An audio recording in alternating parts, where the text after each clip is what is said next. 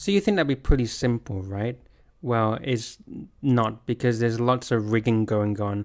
And this is the smoking gun evidence on camera. This lady is a counter. She's counting the ballots for yes or no. And what does she do? She gets a pile from the yes and switches it over to the no. And in return, placing one single ballot on the yes. So basically, she's reducing the amount on yes and increasing the amounts on no. Absolutely insane. So there's you thinking you're going to go and vote and you've got democracy. You don't have any democracy. It doesn't matter. You might as well have just stayed at home and done nothing. Because for sure, these people are going to make sure they get what they want. So, and there's some even more evidence here. This is from the Sky News, and you have a large pile of no, and when you zoom in, you will see on that pile, they're actually yes. These are actually, some of them they have a huge cross in the yes box.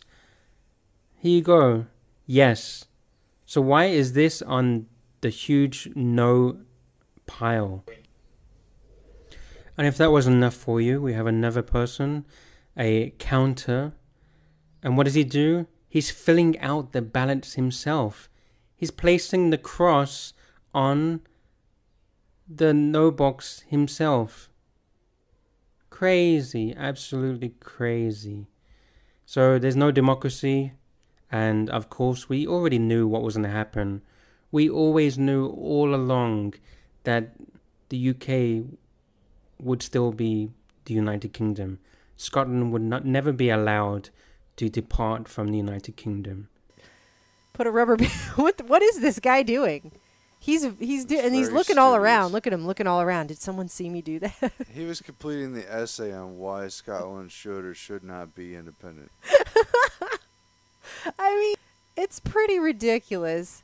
There's a couple more clips here. Hold on, check this out. This is actually a video of the fire alarm being pulled multiple times in this voting area. Twice forced the evacuation of the counting hall. A few brave police officers guarded the ballot papers until the counters returned. Twice forced the evacuation of the counting hall. A few brave police officers guarded the ballot papers until the counters returned. Multiple times in the same evening. The fire alarm just kept going off. They don't know what happened. It never ends. But don't worry, the police were there to make sure that no one tampered with any of the ballots. Hold on, wait, there's one more. So here's this guy saying that there were people who showed up to vote, and in multiple occasions, those people were told they had already voted. Well, we've had a number of suggestions over the course of the day that people have turned up at the polling station to vote, and they appear to have voted already. This is called personation, if it turns out to be what it actually is.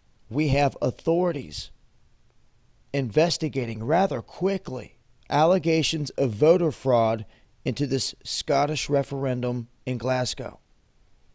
Now, Colin Edgar from Glasgow City Council said that the police were called in after evidence emerged of 10 possible incidents of electoral fraud in the city.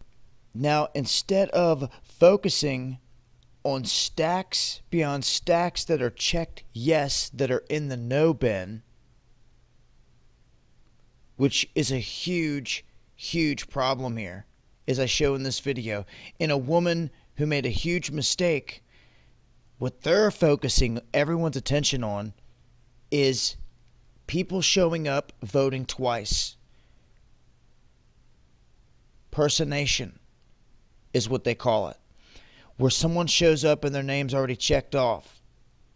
Now, there's 10 cases of this, and when everyone tries to go looking and researching for voter fraud, these are the stories they're going to find. They're going to sweep under the rug this bombshell proof that this thing was rigged and set up, or at least massive errors made, and it demands for a recount. But Prime Minister Cameron says he's just delighted, and this whole independence question is now settled for a lifetime on that